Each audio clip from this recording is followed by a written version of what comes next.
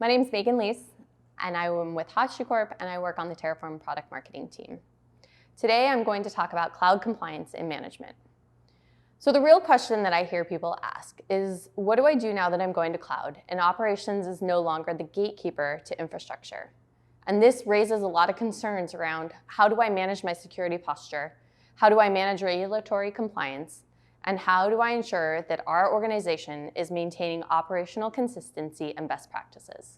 So as we look forward and we think about what does it mean to maintain a security posture, it really is thinking about how do I enforce, or how do I create and therefore then enforce policies that prevent breaches in my organization.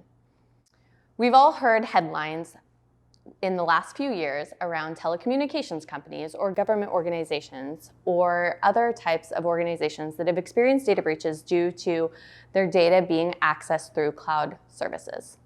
So what can I do to prevent this? And as we think about provisioning, it's really around how do I restrict risky behavior that exposes our organization to security breaches. And this might be around restricting app versions that have known vulnerabilities. It might be around restricting resources with public-facing IP addresses.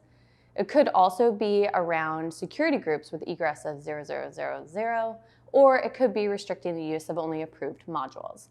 All of these things, if done correctly, can help reduce the risk of a security breach.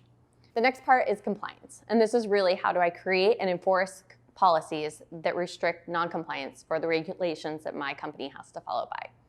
And this is specific to being in Europe and having to follow by GDPR. This is specific to FedRAMP regulations, or in healthcare, the different regulations you have to follow there, or the PCI regulations. This is really to ensure that you do not incur the charges organizations are faced with when they are in non-compliance. And the final part is around operational consistency. And this is really the biggest one for organizations.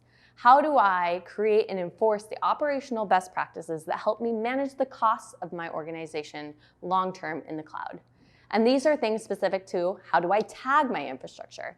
How do I make sure that my developers, when they're doing development and testing phases, don't use the premium instances that cost hundreds of thousands of dollars a year? How do I ensure that I'm not having people provision infrastructure on weekends when it can't be properly watched? How do I ensure that I'm using variables that actually deprovision infrastructure when people are done using it?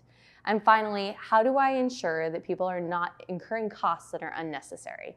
So for example, if I have infrastructure that costs $1,000 and then a developer goes and it now costs $20,000, how do I put a restriction where that can be reviewed or checked prior to actually being provisioning?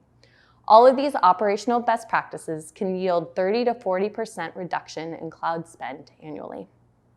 So as we go out and we talk to customers, the thing that we like to reinforce with them is that Terraform provides that compliance and management aspect through what we call Sentinel Policy as code management. This not only allows infrastructure to be represented as code, it also allows the policies around security, compliance, and operational best practices to be represented as code as well. These can then be inserted into the provisioning workflow between a Terraform plan and a Terraform apply, and those policies can be enforced at that point.